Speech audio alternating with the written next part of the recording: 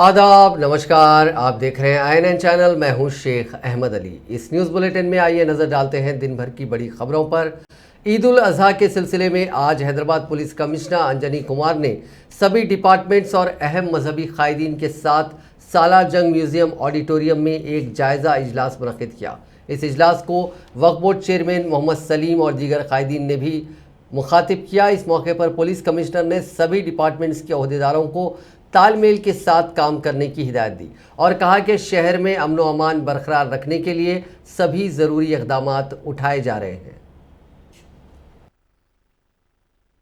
का गोर तकसीम करने का हुक्म दिया गया, भी दो और अपने गरीब रिश्तेदारों को भी दो, सब ताकि इस खुशी में सभी शरीक रहें। ये नहीं बनता है, ऐसा नहीं हुक्म दे दिया था कि सब 3 हिस्से करो ताकि सब इसमें आपके साथ और मदद हो सके। तो ईद का मौका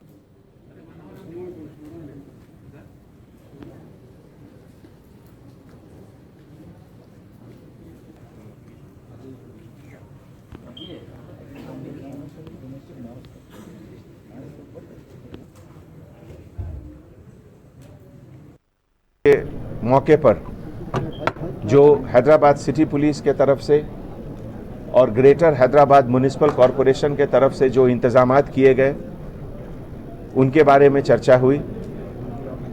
बुजुर्गों के तरफ से भी कुछ सजेशंस मशवरे आए जिसको हम लोगों ने नोट किया और उसको अमल करने के लिए हम लोग अपने डिपार्टमेंट में भी चर्चा करेंगे और बात करेंगे। ऐसे मौके पे एक चीज मैं कहना चाहूंगा कि जो भी रूल्स रेगुलेशंस कायदे कानून हैं उनका इज्जत करना हम सबका ड्यूटी है, लेकिन साथ में ये भी एक जरूरी बात है कि कानून को किसी को अपने हाथ में लेने का हक नहीं है। मैं तमाम सभी लोगों से गुजारिश करता हूं कि अगर आप लोग कहीं कुछ गलत चीज देख रहे हैं या अगर आपको उसकी खबर मिली है तो आप डायल 100 पे फोन करें या हमारे पेट्रोल ऑफिसर्स को बताएं, हमारे स्टेशन हाउस ऑफिसर्स इंस्पेक्टर साहिबान को बताएं, डीसीपी को बताएं। हम लोग फौरन कार्रवाई करेंगे, लेकिन आप कभी भी खुद अपने हाथ में कानून लेने का कोशिश नहीं करें। जीएचएमसी, एनिमल हस्बेंड्री डिपार्टमेंट और पुलिस डिपार्टमेंट की जॉइंट टीम हर जगह रहती है।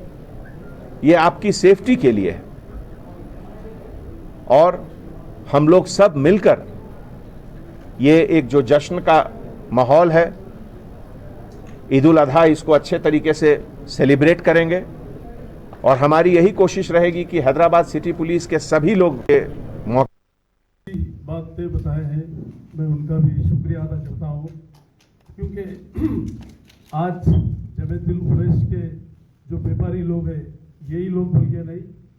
इसमें क्या है, हिंदू मुस्लिम सिख ईसाई सब लोग धंधा करते हैं, क्योंकि जानवर जो लाते हैं वो मुस्लिम नहीं लेके आते हैं, हिंदू लोग लाकर बाजार में बेचते हैं, तो उसमें सब लोग मिलके लेते हैं। उसमें हिंदू भी बिजनेस करते हैं बकरीद का, मुसलमान भी करते हैं, क्रिश्चियन भी करते हैं, हर कम्युनिटी के लोग ये बकरीद के मौके पे काम करते हैं। क्योंकि ये लोग भी जो है कोई बड़े लोग नहीं रहते, ये लोग छोटे व्यापारी लोग रहते हैं। कोई इंटरेस्ट पे लाके बिजनेस एक गाड़ी माल लेके आके बेचते कुछ कमा लेने के लिए। ईद के मौके पर मैं कमिश्नर साहब से अपील करूंगा कि आप डीजी साहब से बात करिए, क्योंकि सराउंडिंग में जो जितने जानवर पकड़े जा रहे हैं, रोक रहे हैं, ये जानवर नहीं रोकना चाहिए सराउंडिंग में। इसलिए कि आप गाय है तो बिल्कुल रोकिए, हम लोग उसके खिलाफ है, कानून को हाथ में लेना भी नहीं चाहते हम लोग, क्योंकि ऑक्स और बफेलो तो जो है ना लीगली है। लगातार तीसरे दिन हैदराबाद में बारिश का सिलसिला जारी है। आज हुई बारिश की वजह से कई नशीबी इलाकों में पानी दाखिल हो गया, कई सड़कें झीलों में तब्दील हो गई और गाड़ियों की आमद व रफ्त भी बुरी तरह मुतासिर हुई।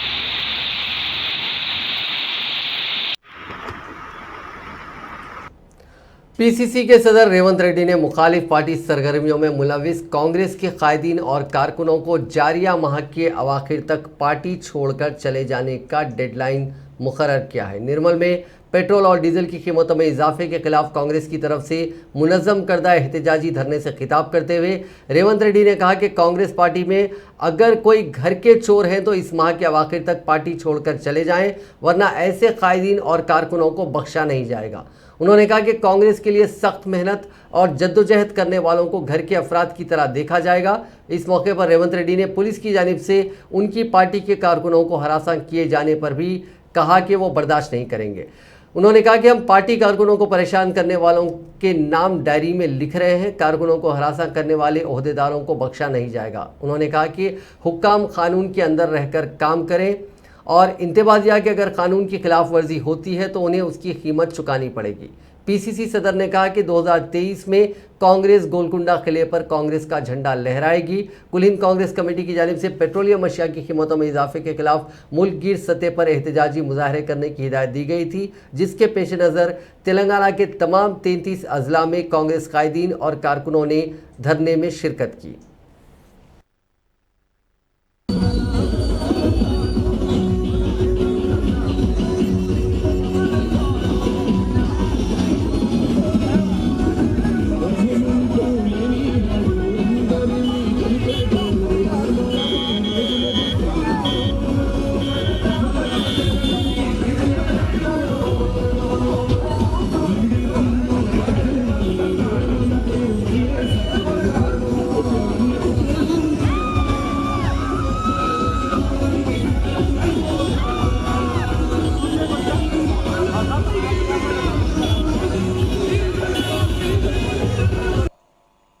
పాకిస్తాన్లో 59 రూపాయలు, శ్రీలంకలో 60 రూపాయలు. ఇవాళ దేశాలు పేద దేశాలు ఆ దేశాలు దివాలా తీసినాయని చెప్తుంటే ఆ దేశాలల్లో అది బర్మా కావచ్చు, బంగ్లాదేశ్ కావచ్చు, శ్రీలంక కావచ్చు, పాకిస్తాన్ కావచ్చు, ఆఫ్ఘనిస్తాన్ కావచ్చు, మన చుట్టుముట్టుతున్న ఏ దేశమైనా తీసుకో 40 రూపాయల నుంచి 70 రూపాయల లోపే ఇవాళ పెట్రోల్ ధరలు ఉన్నాయి. నేను అడుగుతున్న నరేంద్ర మోడీని, పేదరికంలో ఉన్న ఆ దేశాలు 40-50 రూపాయలకు లీటర్ పెట్రోల్ ఇస్తుంటే మీకేం దరిద్రం వచ్చింది? पेट्रोलियम अशिया की कीमतों में गैर मामूली इजाफे के खिलाफ हाईकमान की अपील पर कांग्रेस के कायदीन और कारकुनों की जानिब से तेलंगाना भर में एहतजाज किया गया। रियासती दारुल हुकूमत हैदराबाद के धरना चौक के करीब कांग्रेस के कायदीन और कारकुनों ने एहतजाज किया। ये कायदीन और कारकुन पेट्रोलियम अशिया की कीमतों में इजाफे के खिलाफ एहतजाज के हिस्से के तौर पर बैल मंडी पर पहुंचे थे, ताहम पुलिस ने उनको रोकने की कोशिश की, जिस पर सूरत हाल कशीदा हो गई। एहतजाजियों के हाथ में प्ले कार्ड्स थे जो पेट्रोल और डीजल की कीमतों में इजाफे के खिलाफ नारेबाजी कर रहे थे। बाज़ एहतजाजी साइकिल पर भी पहुंचे थे। इंदिरा पार्क के करीब पार्टी के कारगुजार सदर व साबिक रुकन पार्लियामेंट अंजन कुमार यादव की क़यादत में साइकिल और बैलबंडियों के साथ इंदिरा गांधी के मुजस्समे से जाने का फैसला किया गया। तहम एहतजाजी प्रोग्राम के आगाज़ के साथ ही पुलिस ने एहतजाजियों को रोक दिया, जिसके नतीजे में पुलिस और एहतजाजियों के दरमियान बहस व तकरार हो गई। पुलिस ने कांग्रेस कायदीन को गिरफ्तार कर लिया। उन कारकुनों ने मोदी हुकूमत के खिलाफ नारेबाजी की और पेट्रोलियम अशिया की कीमतों में रोज़ बरोज़ इजाफे पर मोदी हुकूमत पर शदीद बरहमी का इजहार किया।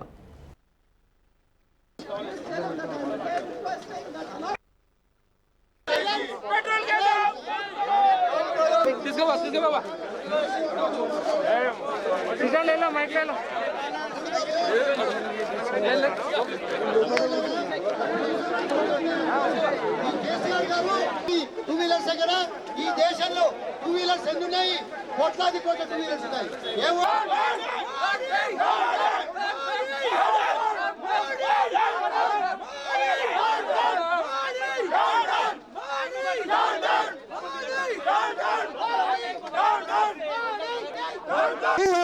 విరిగేటట్టు, పేదోడి మీద బండరాయి కొట్టినట్టు, జీవితమే నాశనం చేసినట్టు ఈ రోజు ముడి చమురు క్రూడ్ ఆయిల్ ఒక రేట్ ఏముందంటే $110 నుంచి కిందికి వచ్చి $78 వస్తే మరి తగ్గిందా లేదా? 28%.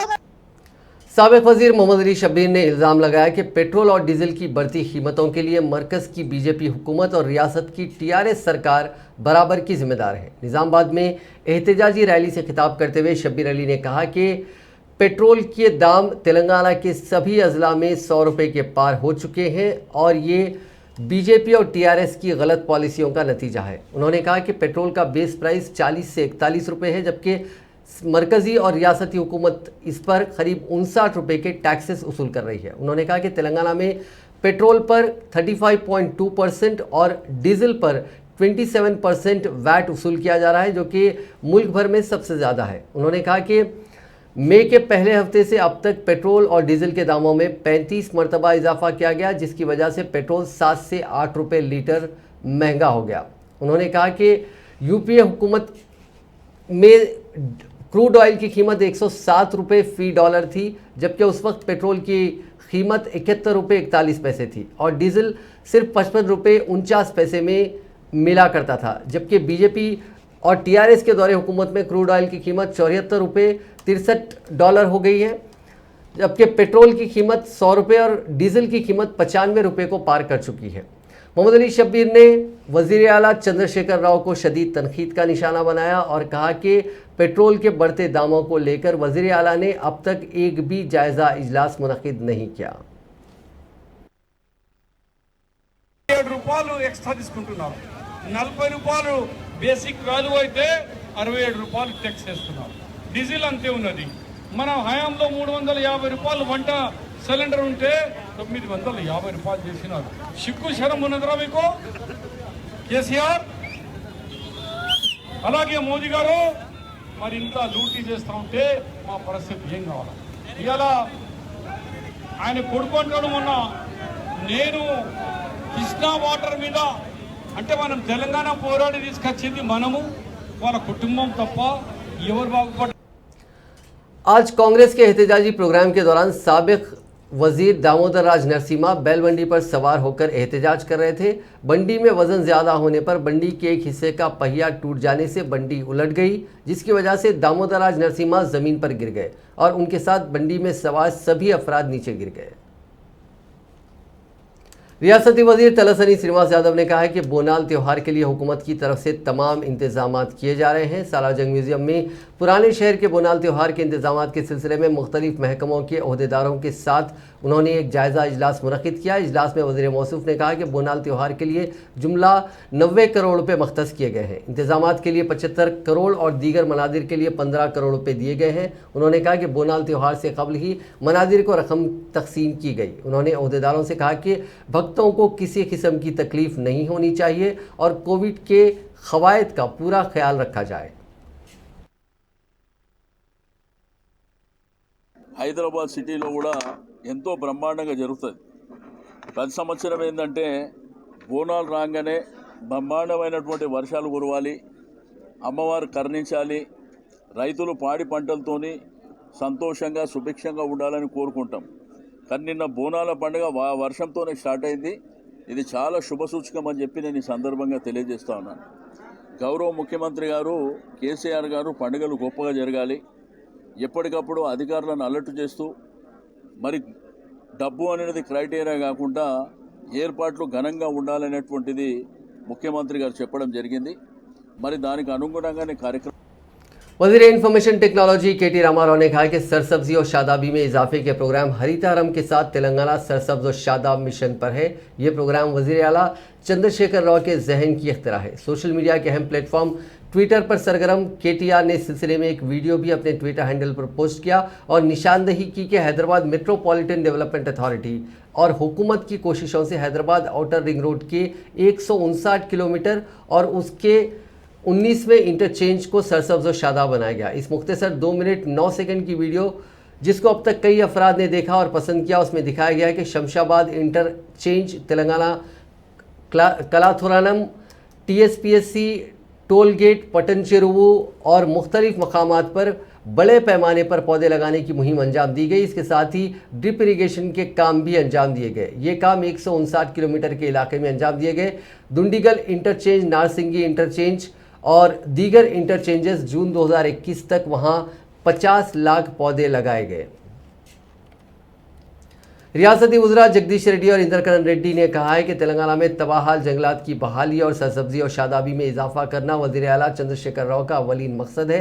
वज़रा ने ज़िले भुवनगिर याददरी के करीब अंजया जंगल में जंगल की तख्लीक़ नौ की सरगर्मियों के एक हिस्से के तौर पर गुट्टला के इलाके में की गई शजरकारी का मुआयना किया और पौधे लगाए। हुजूराबाद असेंबली हल्के के ज़मनी इंतखाब से कबल कांग्रेस के इंचार्ज कौशिक रेड्डी ने पार्टी से इस्तीफा दे दिया। उन्होंने अपने इस्तीफा का मकतूब हाईकमान को रवाना कर दिया। कबल आज तेलंगाना कांग्रेस कमेटी ने हुजूराबाद असेंबली हल्के के कांग्रेस इंचार्ज पी कौशिक रेड्डी को मुखालिफ पार्टी सरगर्मियों में मुलविस होने के इल्ज़ाम में नोटिस वजह नुमाई जारी की। पार्टी की तादीबी कमेटी के चेयरमैन एम कोडंडा रेड्डी ने कौशिक रेड्डी को नोटिस जारी करते हुए 24 घंटों के अंदर जवाब देने की हिदायत दी। बसूरत दीगर उनके खिलाफ तादीबी कार्रवाई करने का इंतबाह दिया। ये नोटिस उस वक्त जारी की गई जब कौशिक रेड्डी का एक ऑडियो रिकॉर्ड सोशल मीडिया पर वायरल हुआ, जिसमें कौशिक रेड्डी कांग्रेस के एक मकामी कारकुन से फ़ोन पर बातचीत करते हुए कह रहे हैं कि उन्हें टीआरएस की जानिब से टिकट मिलने वाला है और कांग्रेस के तमाम कैडर को उनकी कामयाबी के लिए काम करना है। इसके लिए हर कारकुन को 2 ता 3 हज़ार रुपये दिए जाएंगे। वाज़ेह है कि कौशिक रेड्डी ने चंद रोज़ कबल वज़ीर बल्दी नज़्म व नस्क़ KT रामाराव से एक तकरीब में मुलाकात की थी। उस वक्त से ही वो कांग्रेस पार्टी में मशकूक हो गए हैं और उनके ताल्लुक से कांग्रेस पार्टी में ये अफवाहें गश्त कर रही हैं कि कौशिक रेड्डी टीआरएस पार्टी में शामिल होने वाले हैं।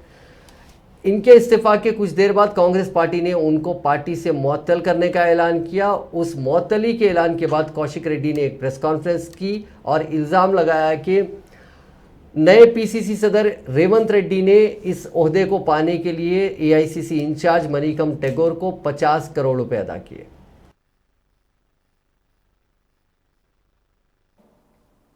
ఎంపీ ఎలక్షన్లలో అన్ని కాన్స్టిట్యున్సీలలో డిపాజిట్ పోతే కాంగ్రెస్ పార్టీకి ఈ హుజురాబాద్లో 50,000 ఓట్లు పడ్డాయి. ఇంత బలంగా ఉన్న కాన్స్టిట్యున్సీని ఇచ్చిపెట్టేసి ఈ ఫోటో రారా బాబు ఫోటో దిగు, రారా బాబు ఫోటో దిగు. అరే నీవు ఏమైనా సినిమా యాక్టర్వా? నీతో ఫోటోలు దిగడానికి వస్తామా? పని చేద్దాము, ప్రజల కోసం పని చేద్దామని ఉన్నదా? ఖాళీ సినిమా యాక్టర్లకు ఏదో హీరో లెక్క ఫీల్ అయిపోతే, ఒక PCC ప్రెసిడెంట్ రాగానే నేను ఏదో పెద్ద ముఖ్యమంత్రి అయిపోయినా అని ఫీల్ అయిపోతే ఎట్లా వీలవుతుంది? చాలా బాధాకరం. కాంగ్రెస్ పార్టీని మొత్తము నాశనం చేస్తూ ఉన్నాడు, కాంగ్రెస్ పార్టీని ఖతం చేస్తూ ఉన్నాడు ఈ తెలంగాణలో అని చెప్తా ఉన్నాను. చంద్రబాబు నాయుడు గారికి తాకట్టు పెడతా ఉన్నాడు.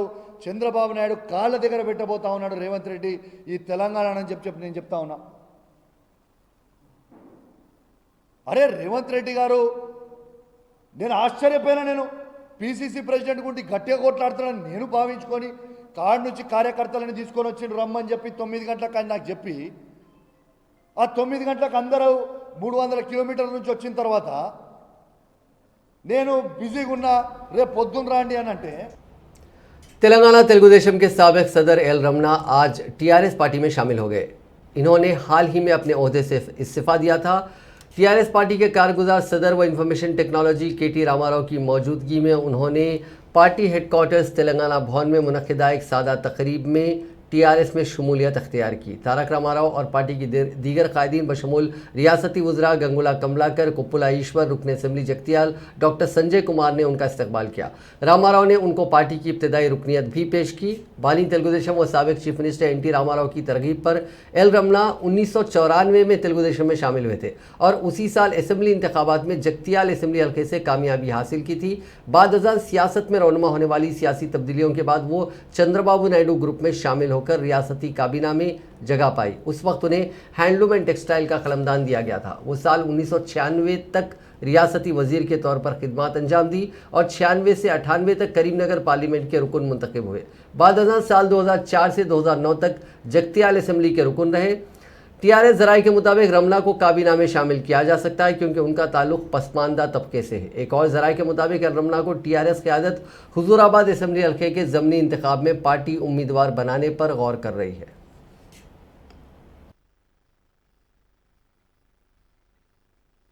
రాష్ట్ర మంత్రులు KT గారి యొక్క నేతృత్వంలో సభ్యత జరిగింది. చాలా సంతోషకరమైన విషయం. చిన్ననాటి నుంచి రాజకీయాల్లో ఉంటూ ప్రజా జీవితంలో ఉండాలని చెప్పని ప్రతి ఒక్కరితో కలిసిమెలిసి ఉండి నడుస్తున్న నేను తెలంగాణ రాష్ట్ర సమగ్ర అభివృద్ధి కొరకు సమాజ అభివృద్ధి కొరకు బడుగు బలహీన వర్గాల అభ్యున్నతి शहर हैदराबाद में कांग्रेस को उस वक्त शदीद धक्का लगा जब उस पार्टी के 4 कॉरपोरेटर्स और एक काउंसलर टीआरएस पार्टी में शामिल हो गए। वजीर लेबर सीएच मल्लारेड्डी की क़यादत में हैदराबाद के मज़ाफ़ात में वाक़ जवाहर नगर म्यूनसिपल कॉरपोरेशन के 4 कांग्रेस कॉरपोरेटर्स और घटकेसर बल्दिया के कांग्रेस काउंसलर टीआरएस पार्टी में शामिल हो गए। इस मौके पर टीआरएस पार्टी के कारगुजार सदर व वजीर बल्दी नज़्म केटी रामाराव ने उन्हें गुलाबी खंडवा पहनाकर पार्टी में शामिल कर लिया। बाद में केटीआर ने तेलंगाना भवन में मुनक़िद एक तकरीब से खिताब करते हुए कहा कि मेडचल असेंबली हल्के में 10 बल्दियात और कॉरपोरेशन है। इन तमाम बल्दियात और कॉरपोरेशन में वजीर मल्ला रेड्डी ने टीआरएस को कामयाबी से हमकनार किया। उन्होंने कहा कि फ़तेह उसी वक्त मुमकिन है जब आवाम को पार्टी पर एतमाद होता है। जिस कॉरपोरेशन में सबसे ज़्यादा मसाइल हैं वो जवाहर नगर है। कोरोना की वबा के सबब Telangana state road transport corporation की आमदनी मुतासिर हुई है। आम आदमी और तुलबा की जानिब से बस खिदमत से इस्तेफादा न करने के नतीजे में कॉरपोरेशन की आमदनी घटी है।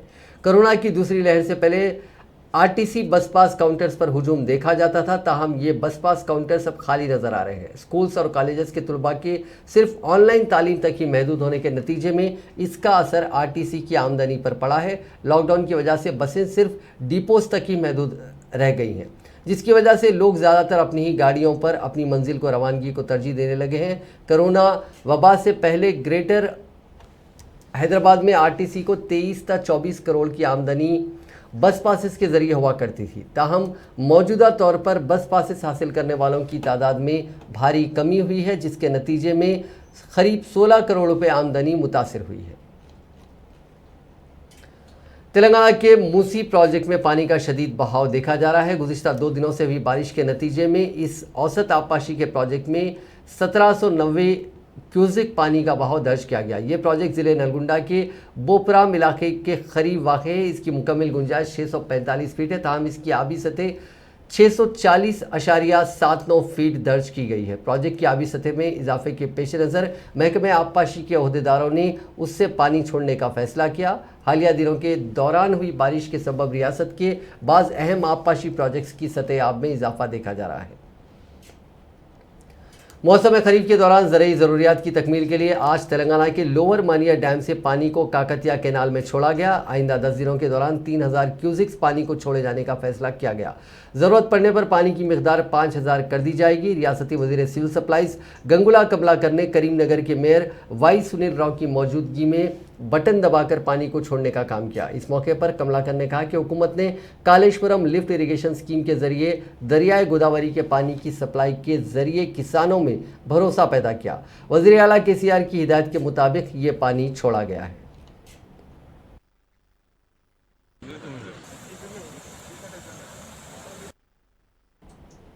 आउटसोर्सिंग नर्सेज की खिदमात बर्खास्त करने के खिलाफ तेलंगाना बीजेपी की खातून कायदीन और कारकुनों ने हैदराबाद के कोठी इलाके में वाक़ महकमे सेहत के डायरेक्टर के दफ्तर के मुहासरे की कोशिश की।